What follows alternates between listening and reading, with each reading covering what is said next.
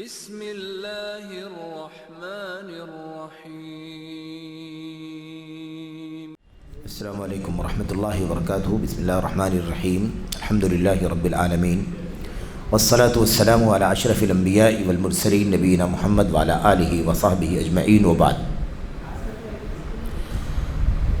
جدید مناہج کی حقیقت کے آج کے سیشن میں انشاءاللہ تبارک و تعالی ہمارے سامنے جو سوال ہے اور جو موضوع ہے وہ جدید مناہج سے متعلق ہے، یعنی جدید مناہج وہ فرقے جو اللہ کے نبی صلی اللہ علیہ وسلم اور صحابہ کرام کے منہج سے الگ راستوں پر چلنے والے ہیں۔ سوال کا جو موضوع ہے اس میں پوچھا جا رہا ہے، یہ سوال نمبر 24 ہے ہمارے سامنے۔ بعض جماعتیں جو ہمارے یہاں باہر سے آ گئی ہیں ان کی طرف انتساب، ان کی مدد اور ان کا دفاع کرنے کا کیا حکم ہے؟ ایک دم خالص منہج کا سوال ہے، جدید مناہج سے متعلق، یعنی نئے راستوں سے متعلق۔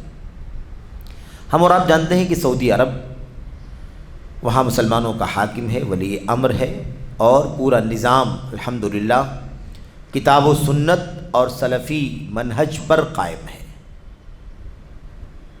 وہاں پر کسی اور منہج کی نہ تو گنجائش ہے، نہ ضرورت ہے، اور نہ کوئی نیا راستہ پیدا کرنا نکالنا درست اور جائز ہے۔ اب مسئلہ یہ ہے کہ بعض جماعتیں جو ہمارے یہاں باہر سے آ گئی ہیں، باہر سے جو جماعتیں آ گئی، کون سی جماعتیں آئی ہیں سعودی عرب میں باہر سے؟ ایک ہے الاخوان المسلمون اور دوسری ہے فرقہ تبلیغ، جس کو جماعت تبلیغ کہتے ہیں۔ یہ دو فرقے خاص طور پر، یہ جماعتیں جو ہمارے یہاں باہر سے آ گئی ہیں ان کی طرف نسبت، یعنی الاخوان المسلمون آیا ہے تو ان سے نسبت کر کے اخوانی کوئی اپنے آپ کو کہنا شروع کر دے، جماعت تبلیغ آئی ہے تو ان کے ساتھ جڑ کر کے کوئی آدمی اپنے آپ کو تبلیغی کہنا شروع کر دے، اور ان کی مدد، اخوانیوں کی مدد کرنا، ماشاءاللہ آپ اچھا کام کر رہے ہیں، ہم آپ کے ساتھ میں ہیں، تبلیغی آپ اچھا کام کر رہے ہیں، ہم تمہارے ساتھ میں ہیں، ہم آپ کی مدد کریں گے، اور ان کا ڈیفینس کرنا، اخوان المسلمون والے بہت اچھا کام کر رہے ہیں، ان کے خلاف کوئی بات نہیں بولے گا، تبلیغی جماعت بڑا اچھا کام کر رہی ہے، اللہ والوں کی جماعت ہے اس لیے ان کے خلاف کوئی بات نہیں۔ اس طرح کی جو چیزیں ہیں اس بارے میں صحیح موقف کیا ہے؟ صحیح موقف کیا ہے؟ میں سمجھتا ہوں کہ اگر اس طرح کے سوالات اگر شیخ صالح فوزان حفظہ اللہ سے نہ کیے گئے ہوتے اور آج ہمیں جوابات نہ پڑھتے تو ماحول میں کچھ ایسی کشیدگی ہے کہ شاید ایسے سوالات کرنے کی کوئی ہمت بھی نہیں کرے گا، لیکن یہ اللہ تبارک و تعالیٰ کے دین کا نظام ہے کہ اللہ تعالیٰ حق کو کھولنے کے بہت سارے اسباب بنا دیتا ہے۔ تو یہ ہے سوال۔ جواب میں شیخ صالح فوزان کہتے ہیں یہ ملک الحمدللہ یعنی سعودی عرب، اس ملک سے مراد سعودی عرب ایک جماعت ہے، یہ ملک الحمدللہ ایک جماعت یعنی پورا ملک ایک جماعت ہے، یعنی ایک عقیدے پر، ایک سنت پر، ایک سلف کے راستے پر چلنے والا ہے۔ اب دیکھیے آپ کہ پورے ملک کو ایک جماعت کہا شیخ صالح فوزان نے، کیوں کہا ایسا؟ اس لیے کہ پورے ملک میں کوئی دوسری فکر موجود نہیں ہے، قرآن سنت سلف امت، قرآن سنت سلف امت، بس اس کے سوا اور کچھ بھی موجود نہیں۔ کوئی ہمارے یہاں کی طرح سے یہ جماعت یہ جماعت یہ جماعت یہ جماعت یہ فرقہ، ایسا کوئی معاملہ سرے سے موجود نہیں ہے وہاں پر، آج بھی موجود نہیں ہے، آفیشیلی آج بھی موجود نہیں ہے، لیکن اب باہر کے لوگ جو وہاں سے آئے، وہاں آئے ان لوگوں نے آ کر کے بہت سارے لوگوں کے ذہن کو خراب کر دیا، ان کے عقیدے کو، ان کی سوچ کو بگاڑ دیا، اور پھر ان میں کچھ لوگ ان سے نسبت کرنے والے بن گئے، کچھ لوگ ان سے نسبت کرنے والے بن گئے، کوئی اس کا فین ہے، کوئی اس کا دیوانہ ہے، کوئی اس کا دفاع کر رہا ہے، کوئی اس کا دفاع کر، اس طرح کی صورتحال بن گئی، لیکن آئینی طور پر آج بھی کوئی فرقہ پورے سعودی عرب کے اندر نہیں ہے۔ تو صاحب کہتے ہیں کہ یہ ملک الحمدللہ ایک جماعت ہے جو توحید و اسلام پر قائم ہے، توحید پر اور اسلام پر قائم ہے، اور مسلم جھنڈے تلے ہے۔ یہ نقطہ خاص، جھنڈا کون سا ہے؟ مسلمان کا جھنڈا ہے، اور مسلمان اپنے اصلی معنی میں کسی فرقے سے جڑا ہوا مسلمان نہیں، وہ مسلمان جو خالص مسلمان ہے، توحید و سنت اور سلف امت والا مسلمان اور مسلم جھنڈے تلے ہیں، اس ملک میں امن اور استقرار ہے۔ امن تو جانتے ہیں، استقرار کا مطلب ٹھہراؤ، اتھل پتھل نہیں ہے کہ آج یہ حاکم ہے تو کل دوسرا پارٹی والا آ گیا، کل پرسوں تیسرا پارٹی والا آ گیا، الجھن ہے، بے چینی ہے، قرار نہیں ہے، ملک کو ٹھہراؤ نہیں ہے، ایسا کوئی معاملہ نہیں۔ یہ ملک امن اور استقرار کا ملک ہے اور اس میں بڑی بھلائیاں ہیں، اس ملک میں بڑی بھلائیاں ہیں اور امن و استقرار کا ملک ہے۔ ہم ایک جماعت ہیں، تقسیم قبول نہیں کر سکتے۔ اللہ اکبر۔ سوال کا جواب شروع ہو گیا، سوال کا جواب شروع ہو گیا۔ سوال میں کیا تھا؟ باہر سے کچھ جماعتیں آ گئی ہیں، ان کی طرف نسبت کرنے کا، ان کی مدد کرنے کا اور ان کا دفاع کرنے کا کیا حکم ہے؟ شیخ کہہ رہے ہیں کہ ہم لوگ ایک جماعت ہے، تقسیم قبول نہیں کر سکتے۔ اگر کوئی دوسری جماعت نئی باہر سے آئی ہے، کوئی اس کے ساتھ چلا گیا تو تقسیم ہو گیا کہ نہیں ہو گیا؟ اس کا مطلب کیا نکلے گا؟ اب ملک کے سارے لوگ ایک جماعت نہیں ہے، کچھ لوگ ہیں جو اخوانی ہیں، کچھ لوگ ہیں جو تبلیغی ہیں، کچھ لوگ فلاں پارٹی کے، کچھ فلاں پارٹی، یہ کیا ہوگا؟ تقسیم ہو جائے گا، بٹ جائے گا۔ تو ہم تقسیم قبول نہیں کر سکتے، ایک جماعت ہے، ایک ہی رہیں گے، تقسیم قبول نہیں کریں گے۔ اگر آپ کہتے ہیں کہ باہر سے کوئی جماعت آ رہی ہیں فرقے اور ہم ان سے نسبت رکھیں تو کیا حکم، مدد کریں تو کیا حکم ہے اور ان کا دفاع کریں تو کیا حکم ہے، تو ہم کوئی پارٹی کوئی فرقہ ہم اس کو یہاں آنے دینا ہی نہیں چاہتے، ورنہ ہم تقسیم ہو جائیں گے اور تقسیم ہمیں قبول نہیں ہے۔ رہا کئی جماعتوں کا معاملہ تو وہ دوسرے ملکوں میں موجود ہیں۔ ہمارا اپنا یہ ملک دیکھو، جھنڈے دیکھو، مسجدیں دیکھو، مدرسے دیکھو، اسکول ہے نا، اور آگے بڑھو، دیکھو پگڑیاں، دیکھو لباس، دیکھو رہن سہن، دیکھو چلت پھرت، دیکھو دعوت کا آئین کیا ہے، دیکھو دعوت کا مشن کیا ہے، کون کس کی دعوت دیتا ہے، کون کس کی دعوت دیتا ہے، کون کس کو پرائرٹی میں سمجھتا ہے، کون کس چیز کو پیچھے ڈالتا ہے۔ اتنے سارے فرقے ہمارے ملک کے اندر، تو صاحب کہتے ہیں کہ رہا کئی جماعتوں کا معاملہ تو وہ دوسرے ملکوں میں موجود ہیں جہاں حالات درست ہیں، نہ ہی امن و سلامتی قائم ہے، نہ تو حالات درست ہیں اور نہ امن اور سلامتی ہے۔ دیکھ لو، تو یہ چیزیں دوسرے ملکوں کی ہیں جہاں امن استقرار نہیں، یہاں پر امن استقرار کا مطلب کیا ہوتا ہے؟ امن ہے، کوئی جھگڑا نہیں ہے۔ استقرار کا مطلب ہے ایک حاکم ہے اور اس حاکم پر سب متفق ہیں، کوئی ٹکراؤ نہیں کہ کوئی دوسرا کرسی گرا دے گا تو خود آ جائے گا، پھر وہ آ جائے گا تو اس کی کرسی کھینچے گا، یہ اتھل پتھل نہیں ہے بلکہ استقرار ہے۔ تو جب یہاں پر استقرار ہے تو پھر یہ تقسیم کا کوئی یہاں پر گزر نہیں ہے۔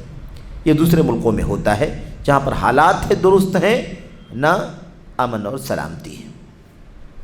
لیکن ہمارا ملک الحمدللہ اس اعتبار سے دیگر ممالک سے مختلف ہے کہ اللہ نے اسے دعوت توحید، زوال شرک اور امام مجدد محمد بن عبد الوہاب رحمہ اللہ کے دور سے آج تک تحکیم شریعت پر قائم اسلامی حکومت کی توفیق ارزانی عطا فرمائی ہے، فالحمدللہ۔ یعنی ہمارے ملک کی خصوصیت یہ ہے کہ شیخ الاسلام محمد بن عبد الوہاب رحمۃ اللہ علیہ کے زمانے سے لے کر آج تک اس ملک میں مسلمانوں کا اسلامی نظام نافذ ہے۔ یہ ہمارے ملک کی امتیازی خصوصیت ہے۔ تو شیخ الاسلام محمد بن عبد الوہاب رحمۃ اللہ علیہ نے جہاد کیا، کفر و شرک کا خاتمہ کیا، بدعت کا خاتمہ کیا، نفس پرستی کا خاتمہ کیا اور اللہ کی توحید اور نبی کی سنت پر ایک ملک کو تشکیل دیا، ملک کا نظام قائم کیا۔ وہاں سے لے کر آج تک تحکیم شریعت، یعنی شریعت کو نافذ کرنا، شریعت کو فیصل بنانا، شریعت کا نظام چلانا اور کیا کرنا؟ زوال شرک، یعنی شرک کا خاتمہ کرنا، یہ اس ملک کا نظام ہے۔ ٹھیک ہے، یہ اللہ تبارک و تعالیٰ کا احسان ہے کہ اللہ تعالیٰ نے ایسی اسلامی حکومت قائم کرنے کی توفیق بخشی۔ ہم نہیں کہتے کہ یہ ملک ہر اعتبار سے مکمل ہے، ہر اعتبار سے مکمل، یعنی یہاں گناہ نہیں ہو رہا ہے، یہاں برے لوگ نہیں ہیں، یہاں کمیاں نہیں ہیں، کوتاہیاں نہیں ہیں، نماز میں سستی کرنے والے نہیں ہیں، ہے نا، فلمیں دیکھنے والے نہیں ہیں، بعض شراب پینے والے نہیں ہیں، بعض زناکاری کرنے والے نہیں، ایسا بالکل ہے، ایسا ہے۔ ہم یہ نہیں کہتے ہر اعتبار سے مکمل ہے، لیکن عقیدے اور منہج کے اعتبار سے مکمل ہے۔ عقیدے اور منہج کے اعتبار سے کیا ہے؟ مکمل ہے۔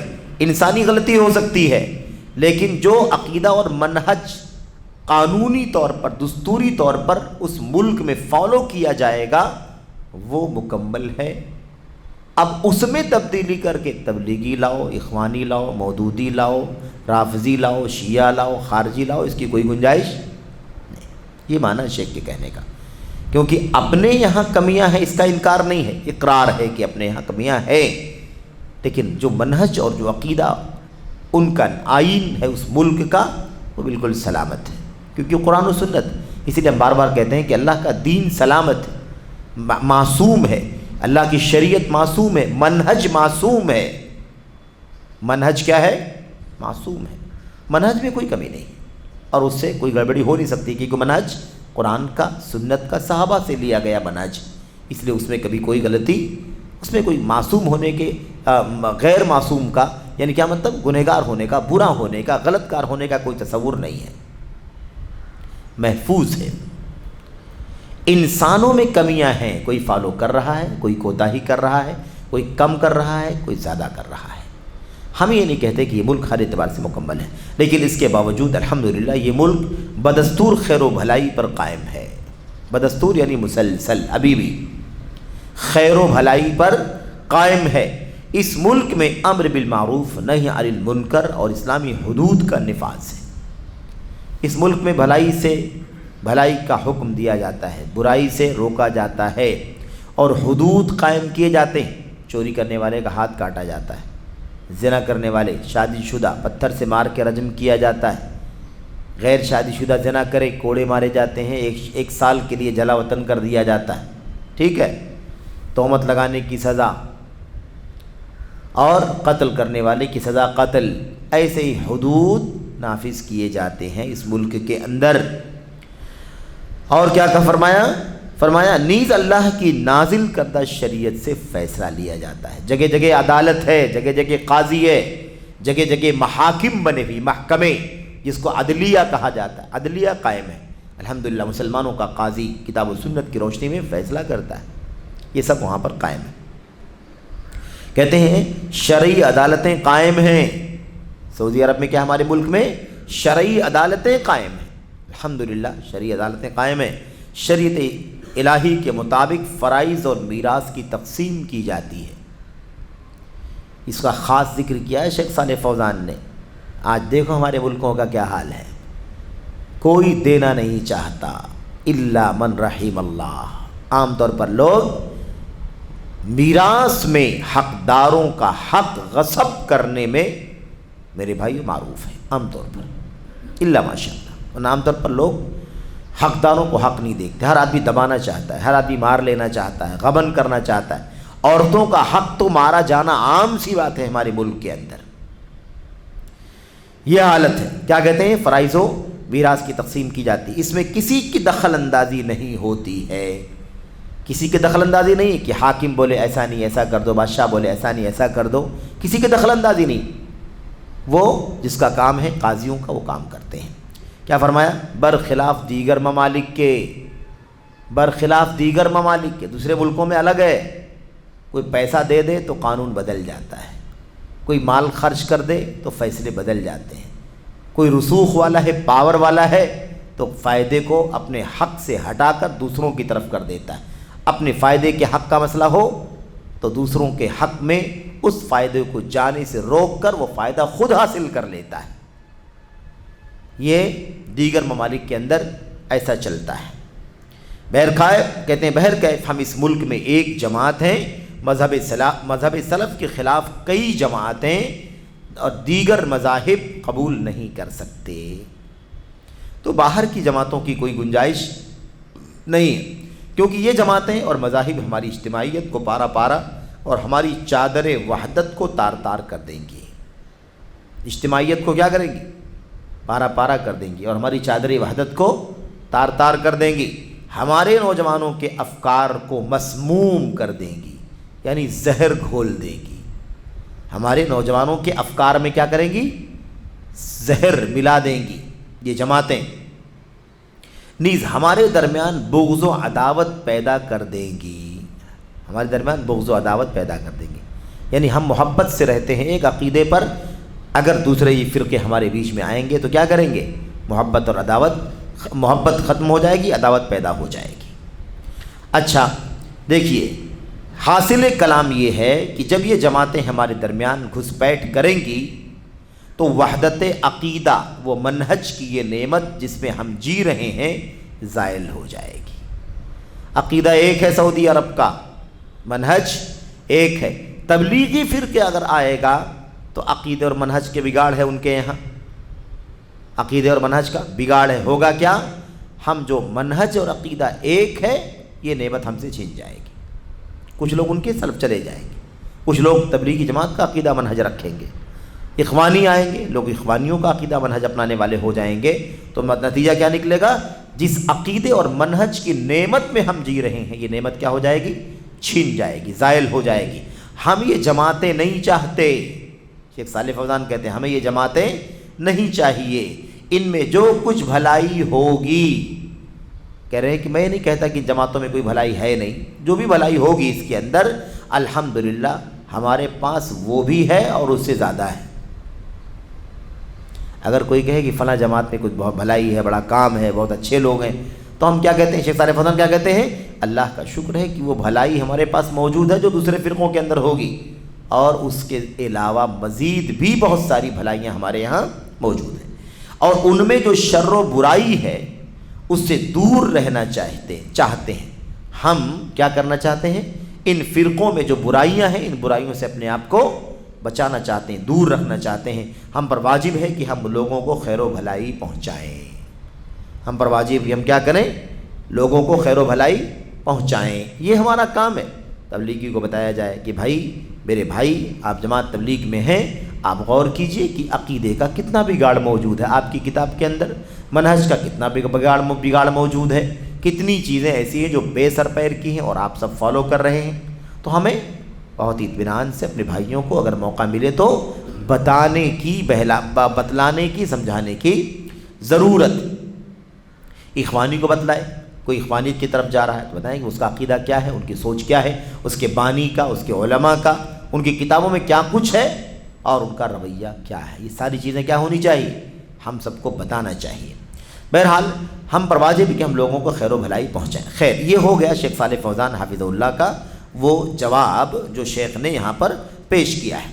اس جواب کے اوپر شیخ جمال بن فرحان الحارثی رحمۃ اللہ علیہ کا ایک حاشیہ ہے، دو حاشیہ، مطلب ایک دو حاشیے، تین حاشیے ہیں، اور بڑے ہی عظیم الشان ہیں، بڑے پیارے ہیں۔ ہم یہ پڑھ لیں، اس کے بعد ایک چھوٹا سا سوال اور ہے، انشاءاللہ اس کو مختصر پڑھ کر کے، مختصر جواب ہے اس کا، پڑھ کر کے یہ آج کا سیشن مکمل ہوگا۔ تو دیکھیے کیا کہتے ہیں۔ اب یہ جو شیخ نے کہا ہے نا سوال کے جواب دیتے ہوئے کہ یہ جو باہر کے فرقے ہمارے بیچ میں آئیں گے تو ہمارا اتحاد ختم ہو جائے گا، ہمارا اتحاد ختم ہو جائے گا، ہمارے نوجوانوں کے افکار کو مسموم کر دیں گی، یعنی ان کے فکر میں زہر گھول دیں گی،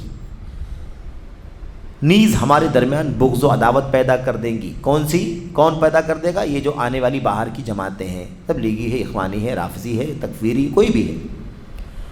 اس پر حاشیہ لگاتے ہوئے شیخ جمال کہتے ہیں، لیکن ہمارے کچھ نوجوانوں کے افکار و نظریات ان بدعتی فرقوں، تباہ کن مذاہب اور گھناؤنی فرقہ واریت اور دھڑ بندی کے اسباب سے مسموم ہو چکے ہیں۔ کہہ رہے ہیں یہی نہیں، شیخ صالح فوزان کہہ رہے ہیں کہ ہمارے نوجوانوں کے افکار بگڑ جائیں گے، ہمارے نوجوانوں کے افکار مسموم ہو چکے ہیں، اس میں زہر ڈالا جا چکا ہے۔ کتنے تو سعودی عرب کے ہیں جو تبلیغی جماعت کے ساتھ گھوم رہے ہیں، کتنے سعودی ہیں جو اخوانیت کی راہ پر چل رہے ہیں، کتنے سعودی ہیں جو رافضیت کے ساتھ گھوم رہے ہیں، کتنے سعودی ایسے بھی ہیں جو صوفیت کی راہ پر یہ بہک گئے، گمراہ کر دیا ان کو لوگوں نے۔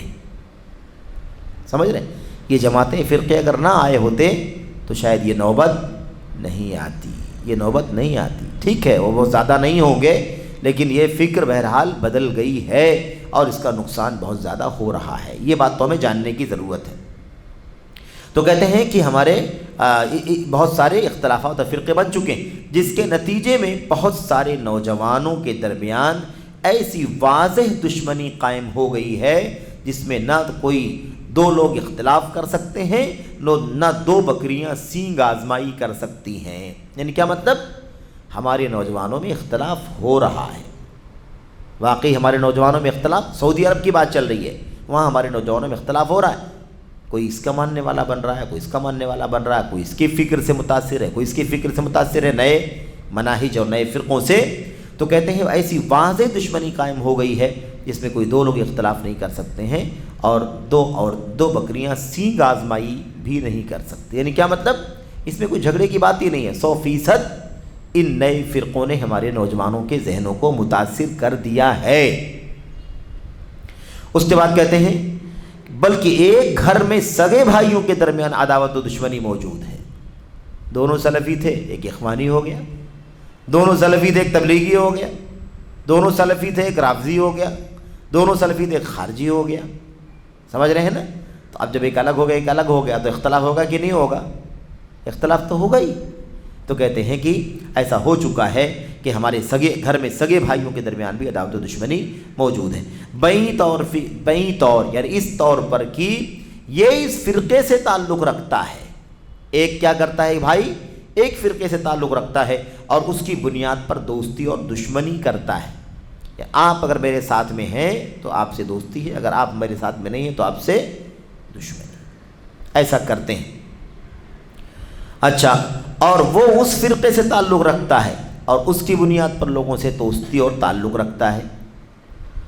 یعنی میں جس فرقے پر ہوں میں اسی بنیاد پر آپ سے دوستی رکھوں گا. اگر آپ میرے ساتھ ہیں تو دوستی نہیں ہے، دشمنی. اور آپ میرے ساتھ کیا سلوک کر رہے ہیں کہ اگر میں آپ کے موافق رہا تو آپ میرے دوست ہیں ورنہ آپ میرے دشمن ہیں. دونوں طرف سے معاملہ چل رہا ہے. تو یہ بہت برا مسئلہ ہے کہ آدمی اپنی ذات، اپنی فکر، اپنی طرف سے نکالی ہوئی بدعت پر لوگوں کو اکٹھا کرنا چاہے. یہ کیا چیز ہے؟ یہ غلط ہے. کیوں؟ اس لیے کہ اصل دشمنی دوستی کا معیار ایمان اور تقویٰ ہے. ایمان اور تقویٰ، عمل صالح، اس کے سوا اور کچھ بھی نہیں ہے. اسی بنیاد پر دوستی دشمنی ہونی چاہیے. اگر ایمان درست ہے، تقویٰ شعاری ہے، منہج صحیح ہے، سنت اور صحابہ کا راستہ ہے تو ایسی صورت میں دوستی ہوگی. اور اگر ایسا نہیں ہے تو اس کے بقدر کیا ہوگی؟ دشمنی ہوگی، نفرت ہوگی. یہ ہونا چاہیے. اچھا، اس کے بعد کہتے ہیں اور اتنا ہی نہیں بلکہ فرقہ وارانہ نسبتوں اور گمراہ کن خواہشات کے نتیجے میں خود دعات کے مابین بھی دشمنی پیدا ہو چکی ہے. سمجھ رہے ہیں نا؟ فرقہ وارانہ نسبتوں اور گمراہ کن خواہشات کے نتیجے میں، یعنی کیا مطلب؟ وہ ہے کہ عوام تو عوام، بہت سارے علماء میں آپس میں اختلاف ہو گیا ہے.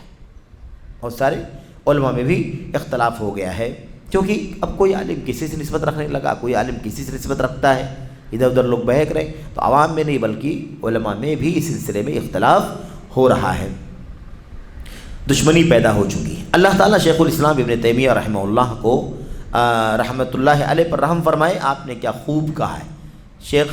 شیخ الاسلام ابن تیمیہ رحمۃ اللہ علیہ کا قول کہتے ہیں یہ بدعت فرقہ بندی سے بہت اچھی طرح سے دیکھیں.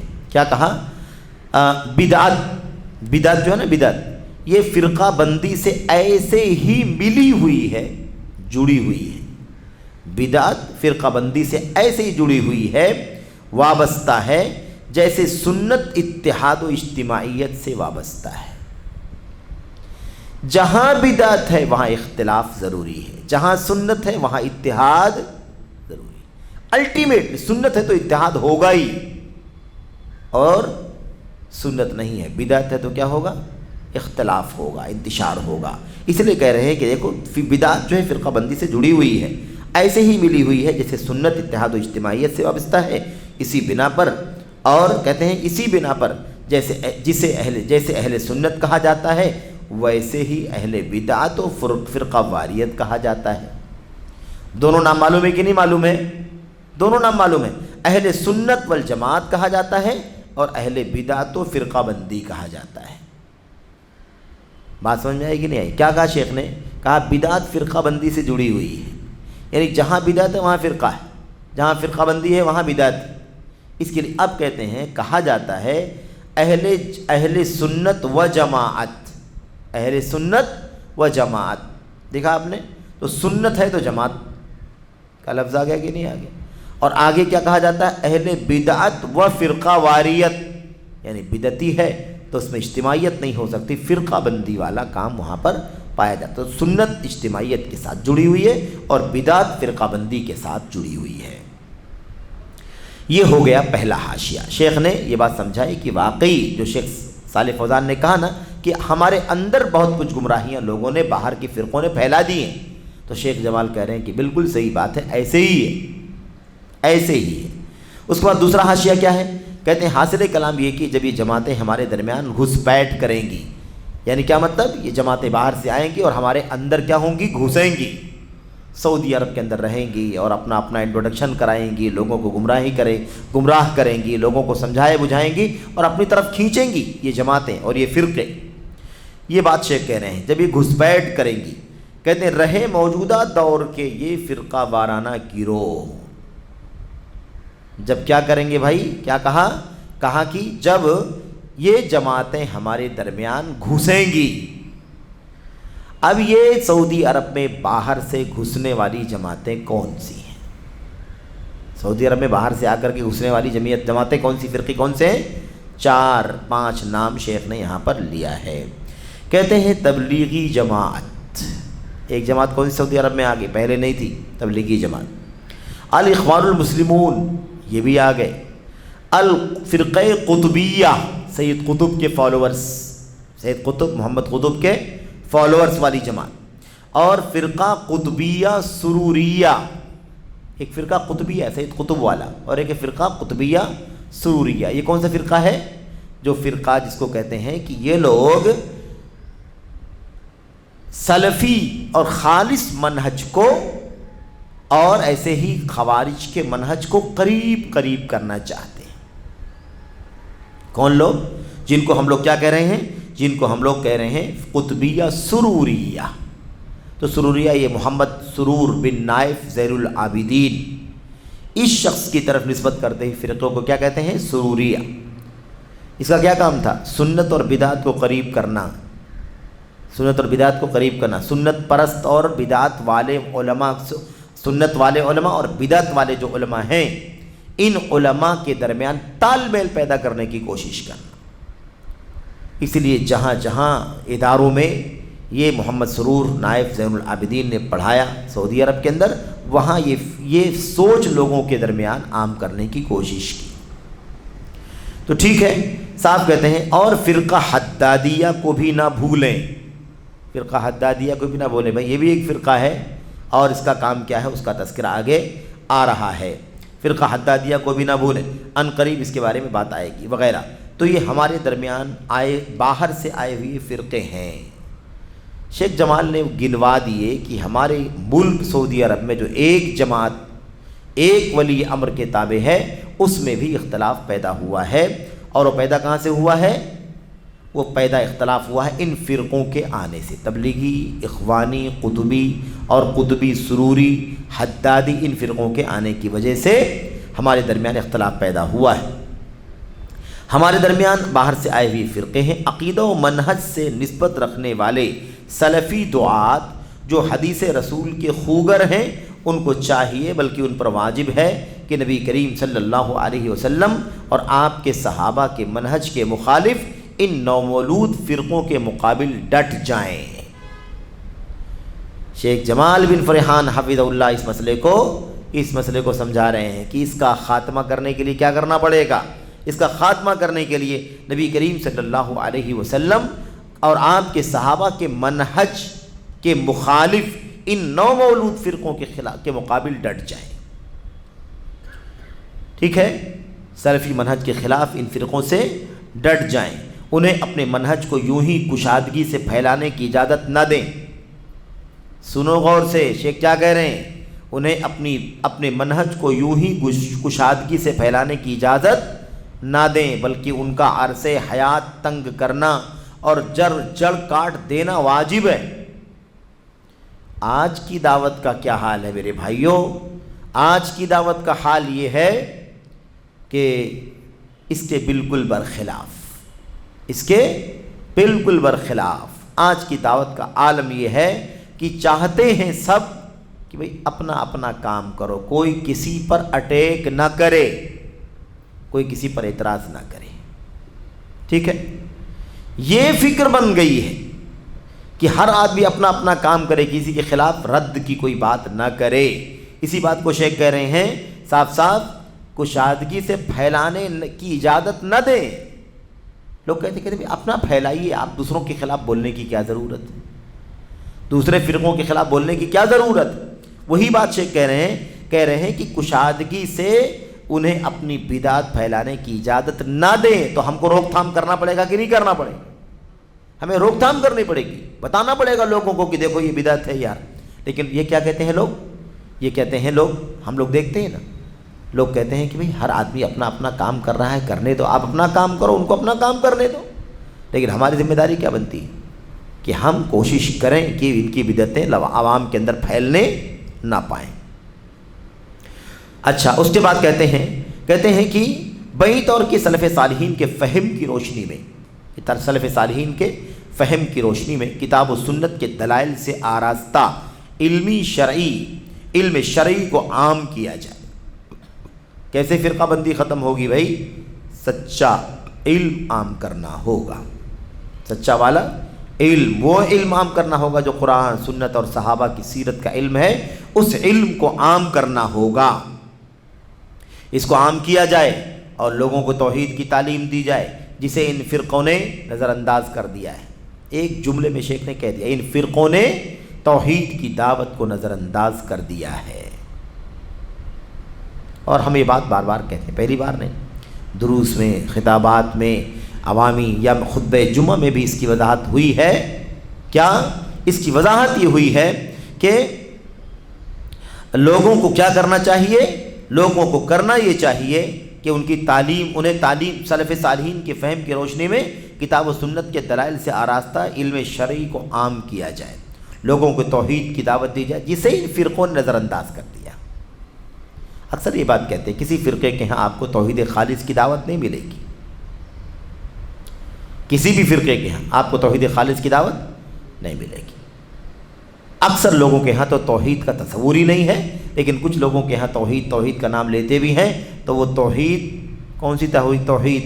الوہیت والی توحید نہیں، بلکہ ربوبیت والی توحید، حاکمیت والی توحید، صوفیت والی توحید، وحدت الوجود والی توحید، وحدت الشہود والی توحید، ذرے ذرے میں اللہ موجود ہے، یہ عقیدہ رکھنے والی توحید،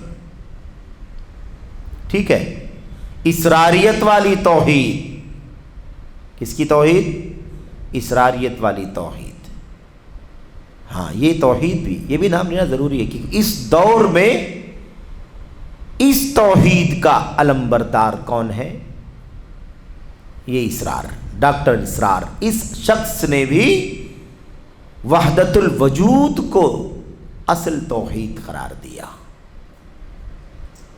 بار بار یہ بات ہوئی، والاول والآخر والظاہر والباطن۔ اس کی تفسیر اگر کسی چیز سے ہو سکتی ہے، وہ کہتا ہے اگر اس آیت کریمہ کی تفسیر کسی چیز سے ہو سکتی ہے تو وحدت الوجود سے ہو سکتی ہے۔ اللہ اپنے بارے میں کہتا ہے هو الاول، اکیلا ہے نا، اول پہلا ہے، وہ اکیلا ہے، پہلا ہے، وہی آخر ہے، وہی ظاہر ہے، وہی باطن ہے، ٹھیک ہے؟ اللہم انت الاول فلیس قبلک شیء وانت الآخر فلیس بعدک شیء وانت الظاہر فلیس فوقک شیء وانت الباطن فلیس دونک شیء۔ اللہ کے نبی نے فرمایا اللہ تبارک و تعالیٰ کے بارے میں دعا کے دوران، اللہم انت الاول، اے اللہ تو اکیلا ہے، تو پہلا ہے، فلیس قبلک شیء، اس لیے تجھ سے پہلے کوئی نہیں ہے۔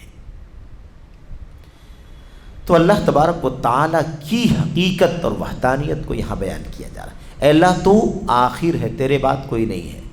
جب سب فنا ہو جائیں گے تو اللہ کے سوا کوئی باقی بچے گا؟ اللہ کب سے ہے؟ اللہ ہی جانتا کب سے، اول سے ہے، کان اللہ ولم یکن شیء معہ، اللہ ہی تھا، اس کے ساتھ کوئی چیز نہ تھی. تو وہی پہلا ہے، وہی آخر ہے. وہو الظاہر، وہی ظاہر ہے، وہی نمایاں ہے، وہی کھلا ہوا ہے. وہو الباطن، اور وہی پوشیدہ ہے. اللہ تبارک و تعالیٰ پوشیدہ ہے کہ نہیں؟ ہم نے اپنے آنکھ سے دیکھا اللہ تبارک و تعالیٰ کو؟ نہیں دیکھا ہے، لیکن اللہ تعالیٰ کے کلام قرآن سنت سے ہم نے اس عقیدے کو جانا ہے کہ نہیں جانا اللہ تبارک و تعالیٰ کی وحدانیت کا. تو اللہ تبارک و تعالیٰ باطن ہے، اس کے نیچے اس کے اندر کوئی چیز نہیں، چھپی ہوئی چیز.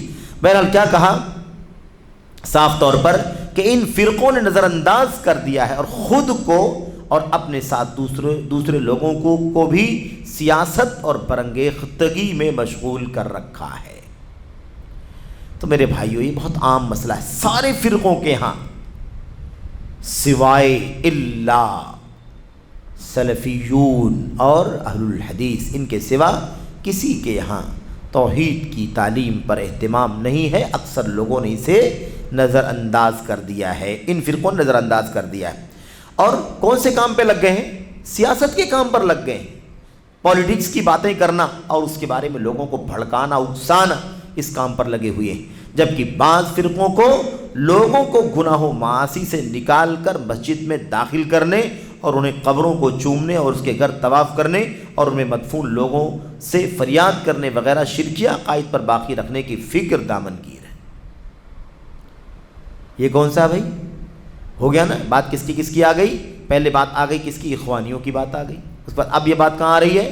یہ بات آ رہی قبر پرستوں کی، اولیاء پرستوں کی، بزرگ پرستوں کی. یہ ان کی بات چل رہی ہے کہ یہ کیا کرتے ہیں؟ لوگوں کو گناہ و معاصی سے نکال کر مسجد میں داخل کرنے، انہیں قبروں کو چومنے، اس کے گھر طواف کرنے اور ان میں مدفون لوگوں سے فریاد کرنے وغیرہ شرکیہ عقائد پر باقی رکھنے کی فکر لگی. یعنی وہ چاہتے ہیں کہ سب کے سب ایسے ہی کرتے رہیں. سب کے سب بھئی اخوانی کیا کرتے ہیں، مودودی فرقے کے لوگ، جماعت اسلامی کے ہمارے بھائی کیا کرتے ہیں؟ یہی تو کہتے ہیں نا. کیا کہتے ہیں وہ؟ یہی کہتے ہیں کہ سب کو اپنے اپنے عقیدے پر رہنے دو، قبر پرست کو قبر کی پوجا کرنے دو، چلے لگانے والے بھائیوں کو چلا لگانے دو، سب کو، کوئی کسی کو نہ روکے، کوئی کسی کو نہ روکے، اپنا اپنا کام کرتے رہو، اپنا عقیدہ اپنا منہج نہیں چھوڑنا ہے. ان سب کے ساتھ آؤ مل کر کے حکومت بنا لیں. ٹھیک ہے؟ یہ ہے ان کا مقصد. صاف کہتے ہیں، صاف. اس کے بعد کہتے ہیں ان میں سے بعض لوگوں کا مقصد عقدی اختلافات سے سمجھوتا کرتے ہوئے اتحاد باہم کرنا ہے. عقیدے کے اختلاف کو نظر انداز کر کے اتحاد باہم کیسے ہو سکتا ہے؟ بھیڑ ہو سکتی ہے، کہیں بھیڑ ہو سکتی ہے، لیکن یہ نہیں ہو سکتا میرے بھائیوں. اتحاد نہیں ہو سکتا سب کو اپنے اپنے عقیدے پر چلنے کی اجازت کے ساتھ کہ بھائی جاؤ، کوئی کسی پر اختلاف نہیں کرے گا، ہر آدمی اپنا اپنا کام کرے اور سب مل کر کے آ کر کے کیا کریں؟ ایک حکومت اور ایک نظام قائم کر دیں. اچھا، اتحاد اس کو کہتے ہیں. وہ اتحاد کس کو کہتے ہیں؟ مشرک رہے، بدعتی رہے، فاسق رہے، عیسائی کوئی بھی رہے، ہر ایک اپنے عقیدے پر رہے اور آؤ سب کیا ہو جائیں؟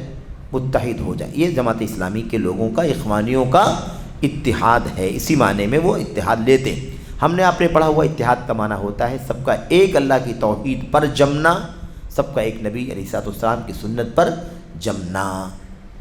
صحابہ کرام رضوان اللہ تعالی علیہم اجمعین کی فہم کے مطابق اللہ تبارک و تعالیٰ کے دین کو سمجھنے کی کوشش کرنا، یہ ہے اصل میں. کیونکہ ان کی سوچ کے مطابق اس سے تفرقہ پیدا ہوتا ہے. ان کے سوچ کے مطابق کیا ہوتا ہے؟ تفرقہ پیدا ہوتا ہے. اسی لیے آپ دیکھیں گے کہ ان کی صف میں، کن کی صف میں؟ یہی لوگ جن کی بات چل رہی ہے، اخوانیوں کی. یہ بات اچھی طرح سے وضاحت کے ساتھ چیک کریں کہ ان کی صفوں میں آپ کو ایک عقیدے والا نہیں ملے گا، نہ جانے کتنے عقیدے، ایک منہج والا نہیں ملے گا، نہ جانے کتنے منہج. شیخ صاحب کہتے ہیں اسی لیے آپ دیکھیں گے کہ ان کی صف میں قبر پرست، خارجی معتزلی، جہمی اور شیعہ رافضی سب ہوتے ہیں، اور ان کا منہج محض بھیڑ اکٹھا کرنا اور عوام کی بہت بڑی تعداد جمع کرنا ہے۔ کیا مقصد ہے بھائی؟ واضح کر دیا کہ نہیں اخوانیوں کا اور مولانا مودودی کی جماعت کے لوگوں کا یہ نظریہ ہے۔ یاد رکھیں کیا نظریہ ہے کہ سب رہیں، قبر پرست، خارجی، معتزلی، جہمی، شیعہ، رافضی سب رہیں، کوئی بات نہیں۔ ان کا مقصد صرف کیا ہے؟ ان کا منہج صرف اور صرف یہ ہے کہ بھیڑ اکٹھا ہو جائے اور عوام کی بہت بڑی تعداد جمع ہو جائے، بس ان کا قاعدہ یہ ہے۔ اور یہ قاعدہ اخوانیوں کا بڑا مشہور قاعدہ ہے، اور یہ قاعدہ صرف اخوانیوں کا نہیں بلکہ اخوانیوں کے فاؤنڈر اور بانی حسن البنا کا قاعدہ ہے، اور یہ قاعدہ باطل ہے۔ یہ قاعدہ کیا ہے؟ باطل ہے۔ کیا ہے بھائی قاعدہ؟ قاعدہ یہ کہ جس پر ہم متفق ہوں گے ایک ساتھ مل کر نافذ کریں گے۔ بھئی آؤ حکومت بناتے ہیں، اب مسئلہ ہم الگ ہیں آپ الگ ہیں، تو کیسے بنے گا؟ تو اب بہت کچھ اتفاق ہے اور بہت کچھ اختلاف ہے، تو جتنا اتحاد ہے اتنے کو کیا کر لیں گے؟ کہ صاف صاف کہہ رہے ہیں کہ جتنے میں ہم متفق ہوں گے، جس پر ہم متفق ہوں گے ایک ساتھ مل کر کے کام کریں گے۔ بھئی ٹھیک ہے، آپ بھی وہی عقیدہ، میرا بھی وہی عقیدہ، آپ کی وہی سوچ، میری، جہاں تک میرا اور آپ کا سیم ہے،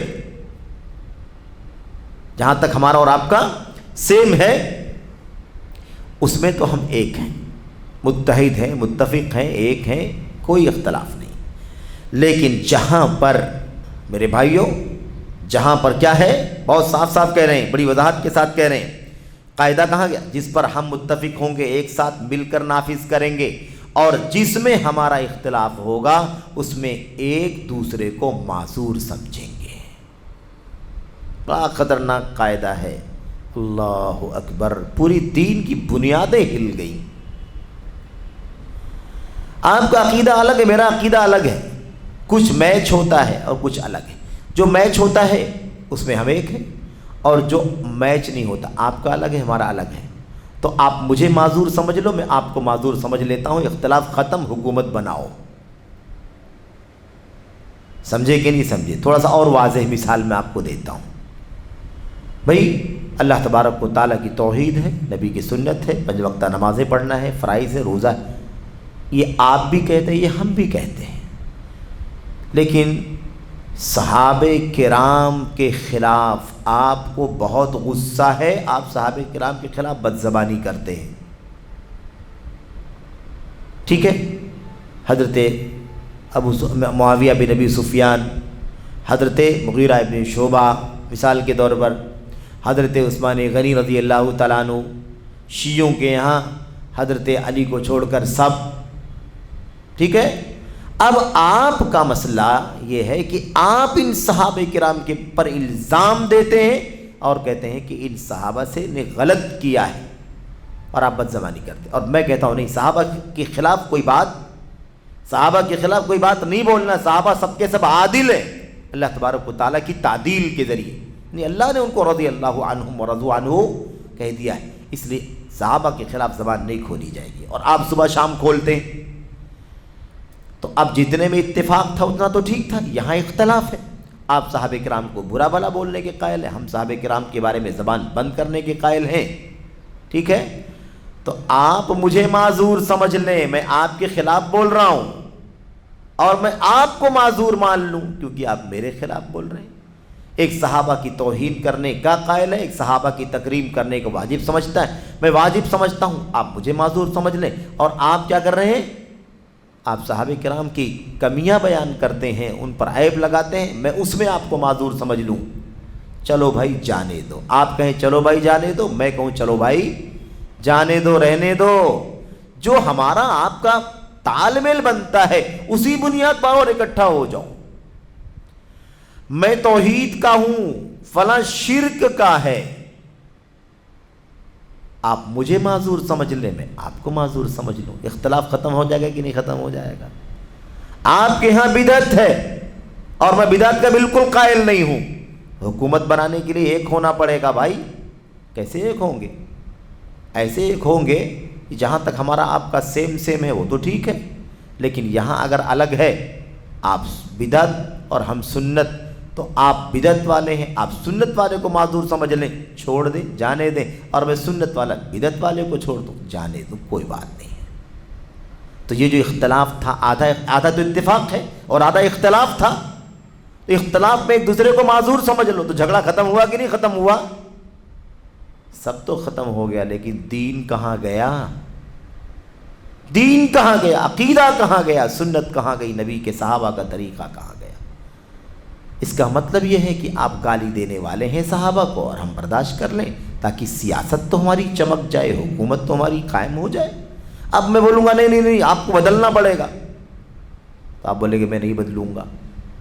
آپ مجھے کہیں گے آپ ہی بدل جاؤ، میں کہوں گا میں کیسے بدل جاؤں گا، میں بھی نہیں بدلوں گا۔ تو بتاؤ تال میل کیسے بیٹھے گا، پھر حکومت بنے گی کیسے؟ اس لیے خلاصہ کیا ہے؟ عقیدے کا اختلاف کنارے رکھو، منہج کا اختلاف کنارے رکھو، اور ایک بن کر کے حکومت پہلے قائم کرو۔ میں سمجھتا ہوں کہ یہ آسان انداز میں ہم نے آپ کے سامنے ان لوگوں کے قاعدے کی شرح، یہ بھی مجبوری ہوتی، کبھی کبھی باطل قاعدے کی شرح کرنی پڑتی تاکہ سمجھ میں آ جائے کہ اس کی بطلان اس میں ہے کیا، ورنہ اس کا باطل سمجھ میں نہیں آتا۔ کوئی بھی کہے گا تو اچھی بات بول رہے ہیں، کوئی بھی اس قاعدے کو سنے گا، ایک بار اردو میں اور سن لیں، جس پر ہم متفق ہوں، یعنی ہم آپ متفق ہوں گے، جس پر ہم آپ متفق ہوں گے ایک ساتھ مل کر نافذ کریں گے، اور جس میں ہمارا اختلاف ہوگا اس میں ایک دوسرے کو معذور سمجھیں گے۔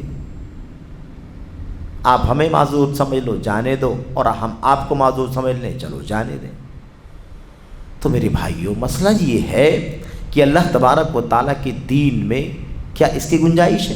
ایک عام آدمی جب سنے گا نا، بولے گا اس سے اچھی بات کیا ہو سکتی ہے، اس سے اچھی بات کیا ہو سکتی ہے؟ یہ تو بہت پیاری بات ہے امت کے حق میں۔ اتحاد کرنے کے لیے اس سے اچھا فارمولہ کچھ بھی نہیں کہ جس میں آپ کا ہمارا اتفاق ہے وہ تو چلو اس کو وہ قانون لگاؤ، اور جس میں ہمارا آپ کا اختلاف ہے اسے چھوڑ دو، آپ مجھے معاف کر دیں، میں آپ کو معاف کر دوں۔ سمجھ رہے ہیں یہ کتنا؟ لیکن لوگ کیا سمجھیں گے؟ اچھی بات ہے، اتحاد کی بات کر رہا ہے، نظر انداز نہیں کریں گے، آپ مجھے نظر انداز نہیں کریں گے، میں آپ کو نظر انداز نہیں کروں گا، تو پھر کیسے اتحاد پیدا ہوگا؟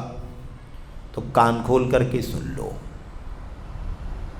عقیدے اور منہج میں کوئی کسی کو معذور سمجھے اس کی کوئی گنجائش نہیں ہے۔ شرک کرنے والے کو معذور کیسے سمجھ لیا جائے کہ مشرک ہے شرک کرنے دو، بدعتی ہے بدعت کرنے دو، رافضی ہے رافضیت پھیلانے دو، خارجی ہے خارجیت پھیلانے دو، کیسے معذور سمجھا جائے؟ سمجھ رہے ہیں نا؟ یہ بالکل ممکن نہیں ہے، اس کی کوئی گنجائش نہیں۔ عمل کی حد تک معمولی جو عمل کی چیزیں ہیں، آپ کے ہاں کچھ کوتاہیاں ہیں، کبھی نماز میں آپ سستی کر جاتے ہیں، کبھی آپ بات چیت میں کبھی جھوٹ بول جاتے ہیں، کبھی آپ لین دین میں آپ کمی بیشی کر دیتے ہیں، کبھی آپ کسی پر تھوڑی بہت زیادتی کر دیتے ہیں، یہ عملی مسائل ہیں، ان میں آپ کو نظر انداز ہم کر دیں گے، لیکن عقیدہ ہمارا الگ آپ کا الگ، منہج نبی کی سنت اور صحابہ کا آپ کا نہیں ہے، منمانی ہے، آپ کی عقل ہے، آپ کی لاجک ہے، ہماری یہ ہے۔ تو آپ بتائیے کہ اس معاملے میں کیسے اس بات کی گنجائش ہو سکتی ہے؟ اس کی گنجائش ہے کہیں؟ اللہ تبارک و تعالیٰ کے دین میں کوئی گنجائش نہیں۔ اگر یہ گنجائش ہوتی تو اتنے سارے جھگڑے، اتنے سارے اختلافات کی کوئی ضرورت پیش ہی نہ۔ یہ معاملہ بڑا خطرناک ہے۔ تو لوگ بڑی آسانی سے اس قاعدے کو سن کے بولیں کہ اس سے پیارا قاعدہ کچھ نہیں ہے، امت میں اتحاد کرنے کے لیے اس سے اچھا فارمولہ کیا ہے؟ ہر آدمی تنازل کر لے اور دوسرے کو نظر انداز کر دے۔ آپ شیعہ ہیں، آپ حضرت علی کے علاوہ تینوں کو گالی دیتے ہیں، آپ نہیں مانیں گے تو میں آپ کا ساتھ نہیں دوں گا۔ وہ کہے گا آپ علی کو حقدار نہیں مانیں گے تو میں آپ کا ساتھ نہیں دوں گا، تو میں کہوں جانے دو کوئی بات نہیں، میں آپ کو معذور سمجھتا ہوں، آپ مجھے معذور سمجھ لیجئے، جھگڑا ختم کرتے ہیں، حکومت بناتے ہیں۔ یہ ہے حسن بننا کے اس قاعدے کا معنی، اور یہ قاعدہ یہاں عربی میں، اصل کتاب میں عربی میں ہے، کیا کہتے ہیں؟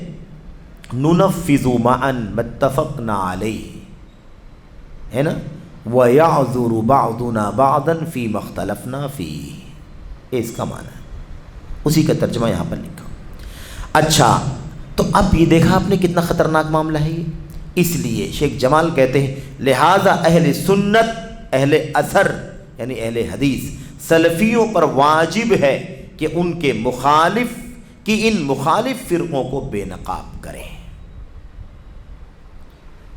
مخالف فرقوں کو بے نقاب کریں، بتائیں خارجیت کیا ہے، رافضیت کیا ہے، اخوانیت کیا ہے، تبلیغ کیا ہے نا، اور اندھی تقلید کیا ہے نا، اعتزال کیا ہے، عقلانیت کیا ہے، صوفیت کیا ہے، سب کیا کریں، کھول کھول کر کے بتلائیں۔ تو ہمارا کیا کہا، ہم اہل حدیثوں پر واجب ہے کہ ان کی فرقوں کو بے نقاب کریں، ان سے وابستگان کا پردہ فاش کریں، ان فرقوں سے جو لوگ جڑے ہوئے ہیں ان کو بھی کیا کریں، ان کو بھی پردہ فاش کریں، بتائیں آج کے دور میں اخوانیوں کا کیا عقیدہ ہے نا، کیا عقیدہ بتلائیں، اور ان کی شخصیتوں کو بے نقاب کریں، بتائیں کہ حسن بنا کا عقیدہ کیا تھا، بتائیں کہ یوسف قرضاوی کا عقیدہ کیا تھا، بتائیں، جیسا کہ اس سے پہلے والے اس کے علاوہ دوسرے سیشنز میں آپ نے سنا ہے میرے بھائیوں، آئس کرنی کا عقیدہ کیا ہے، سفر الحوالی کا عقیدہ کیا ہے، سلمان العودہ کا عقیدہ کیا ہے، سب کو کیا کرنا ہے بھائی، بے نقاب کرنا ہے، پردے ہٹانے ہیں، لوگ دھوکے میں ہیں، لوگوں کو پڑھ کر کے، لوگوں کو سن کر کے۔ تو اہل حدیثوں کی، سلفیوں کی ذمہ داری واجب ہے کہ کیا کریں میرے بھائیوں، ان مخالف فرقوں کو بے نقاب کریں اور ان سے جڑے ہوئے لوگوں کا پردہ فاش کریں، امت کو ان سے آگاہ کریں، لوگوں کو ان سے نفرت دلائیں، اور شرعی دلائل کے ذریعے ان کے شبہات کی تردید اور بیخکنی کرتے ہوئے انہیں منہج سلف رحمۃ اللہ علیہم اجمعین رضی اللہ عنہم کی دعوت دیں۔ یہ سب ذمہ داری ہے ہماری، اور آنے والی نسلوں کے دلوں میں سلفی عقیدے کی تخم ریزی کریں، تخم ریزی یعنی اس کی بیج ڈالیں، کیا کریں، بیج ڈالیں۔ تو یہ بہت موٹی بات ہے، آنے والی نسلوں کے دلوں میں، یہ آنے والی نسلیں ہیں، یہ نوجوان آپ ہیں، اور جو چھوٹے بچے ہیں وہ اگلی نسلیں ہیں، اور جو پیدا ہونے والے وہ اگلی نسلیں۔ تو اگلی نسلوں کے بارے میں کیا کہا، آنے والی نسلوں کے دلوں میں سلفی عقیدے کی بیج بوئیں، ان کے دلوں میں عقیدے، سلفی عقیدہ، قرآن سنت صحابہ کا عقیدہ ان کے دلوں میں بٹھائیں، جیسے ہم سے پہلوں نے ہمارے دلوں میں اس عقیدے کو پیوست کیا تھا۔ ہم سے ہمارے پہلوں نے بھئی، ہمارے علماء نے، ہمارے اساتذہ نے، ہمارے ماں باپ نے اس عقیدے کو دل میں بٹھایا ہے کہ نہیں بٹھایا؟ اس لیے آج ہم اس عقیدے کی حقیقت کو جانتے ہیں، اس لیے ہمیں چاہیے کہ ہم بھی کیا کریں، دوسرے لوگوں کو، آنے والی نسلوں کو اس سے آگاہ کریں۔ بہرحال تو میرے بھائیو، یہاں پر اس سوال کا جواب، جو سوال چل رہا تھا کہ ہمارے ملک سعودی عرب کے اندر باہر سے جو جماعتیں آئی ہیں ان سے نسبت رکھنا، ان کی مدد کرنا، ان کا دفاع کرنا، کیا حکم ہے اس کا، اس بارے میں شیخ صالح فوزان کی بات بھی ختم ہوئی، اور شیخ جمال بن فرحان الحارثی رحمۃ اللہ علیہ کا حاشیہ بھی یہاں پر تمام ہوا۔ اس کے بعد ایک چھوٹا سا ایک حاشیہ اور بھی ہے، وہ بھی آپ پڑھ لیں، ایک حاشیہ پڑھ لیں، اور پھر اس کے بعد ایک چھوٹا سا سوال، اس کا جواب ہے، اسے پڑھ کر کے ہم اسے آج انشاءاللہ تبارک و تعالی مکمل کر لیں گے۔ سوال کیا ہے؟ سوال نمبر 25، لوگوں کا ایک طبقہ ہے جو کسی مذہب یعنی مسلک یا کسی عالم کے لیے تعصب برتتا ہے۔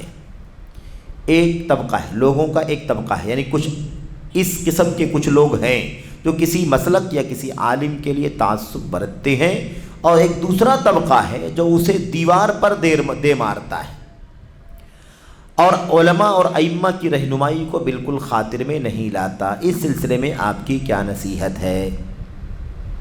سوال میں دو باتیں، ایک بات تو یہ، ایک طبقہ ہے جو کسی عالم کے لیے تعصب برتتا ہے، فلاں صاحب فلاں صاحب فلاں صاحب، عقیدت سے، محبت سے کیا کرتا ہے؟ تعصب برتتا ہے۔ اس کی تعصب برتنے کا مطلب کیا ہے؟ جو کچھ وہ کہتا ہے اس کی بات کو فالو کرتا ہے، اس کی بات کو چھوڑنا نہیں چاہتا، اس کے خلاف جو باتیں رہتی ہیں، یعنی اس کے علاوہ دوسرے لوگ جو باتیں بولتے ہیں علماء، ان باتوں کو خاطر میں نہیں لاتا، کوئی اہمیت نہیں دیتا، اسی کے لیے تعصب کرتا ہے کہ یہی صحیح ہے، یہی جو بولتا ہے درست۔